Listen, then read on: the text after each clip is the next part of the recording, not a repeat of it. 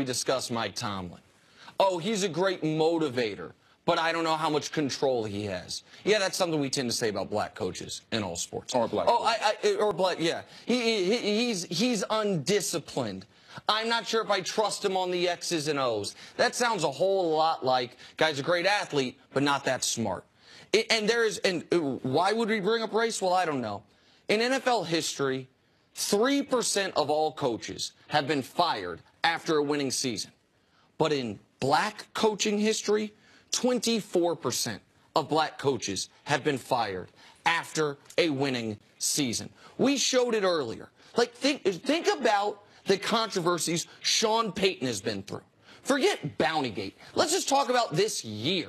Throwing a choke sign at an opponent, mocking the fans in a game you lost, shoving another coach when you're leaving the field after week 17. If Mike Tomlin had done that stuff, Mike Tomlin doesn't last the press conference afterwards. So, of course, some of this is the natural bias we have against black head coaches in the NFL. There is no, to me, denying that. I'm glad you mentioned it. It's obvious to me.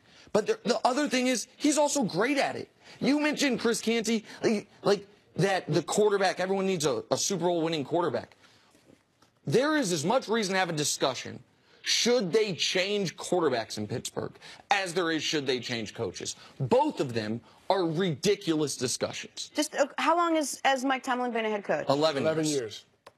I mean, he's done great. I mean, look at the last 4 years. He's won 11 games, 10 games, 11 games, 13 games.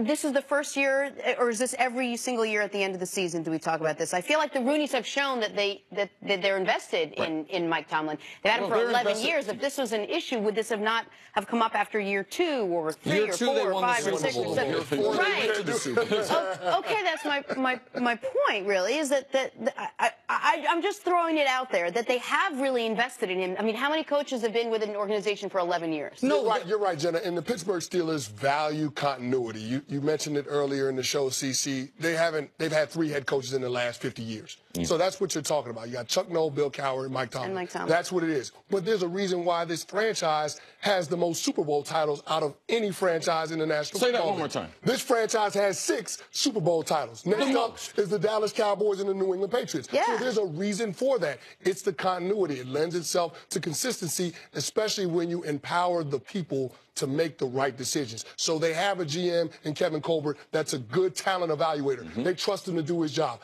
They trust Mike Tomlin to be able to motivate his guys. And trust me, Jenna, with the strong personalities that the Steelers have in that locker room, it takes a special man to be able to bring all of those guys together, set the agenda and the standard in terms of what they're expected to do out there on the football field and production. GM Ozzie Newsome used to always say this, CC, you got 53 independent contractors out there. Yes. And that's what you got to view this thing through the lens of. And so the fact that Mike Tomlin knows the right buttons to push to get these guys to come together, that speaks volumes about who he is as a coach. If you want to have the conversation about firing Todd Haley, okay, with the decisions that he made, with those 2 fourth-down conversions that they didn't make, I can understand that. If you want to talk about firing Keith Butler with the Jacksonville Jaguars putting 45 on the scoreboard in Heinz Field, that's a conversation. But firing Mike Tomlin, absolutely not. Jenna, to your point that the Rooneys have been consistent and that they're not, that, you know, he's been there 11 years, the Rooneys are not considering firing Mike Tomlin. The limited partners. Here are no, it's not just the limited partners, though.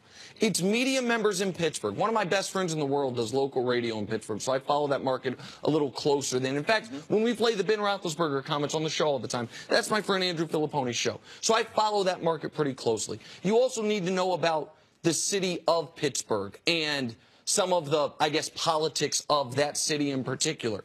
And then you just look at the general, I would say, demographics of people who cover the NFL on a national scale. And what you see consistently is, think about, you mentioned another black head coach, and I'll move off it. Jim Caldwell has been considered some dummy, as if he didn't have a team that was 14-0 take him to a Super Bowl, as if he didn't just get the Lions to the playoffs last year and then a winning record, and then they fired him. Like, these guys are playing by a different set of rules. And if Tomlin can be on the hot seat after 13-3, then that's all the evidence I need of it. All righty then.